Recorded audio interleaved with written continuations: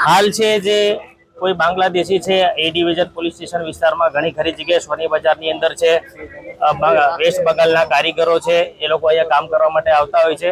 હાલ એમાં કોઈ ગેરકાયદેસર રીતે કોઈ બાંગ્લાદેશી છે એ લોકો પણ જો આવી ગયેલા હોય તો તેઓનું હાલ ચેકિંગ છે ચાલુ છે। હાલમાં છે તમામના આધાર કાર્ડ મોબાઈલ નંબર એની કોલ ડિટેલના આધારે છે તપાસ ચાલુ છે। જે કોઈ છે એ કોઈ બાંગ્લાદેશીની સાથે કાં તો કોઈ પાકિસ્તાની સાથે સંકળાયેલું હશે તો આગળની જે કઈ કાર્યવાહી છે એ કાર્યવાહી કરવામાં આવશે। હાલ હજુ ચાલુ છે ચેકિંગ છે। હાલ હું ચોક્કસ આંકડો કહી ના શકું। હાલ તો અમારા રામનાથપરા પોલીસ સ્ટેશન વિસ્તારમાં છે ચેકિંગ ચાલુ છે।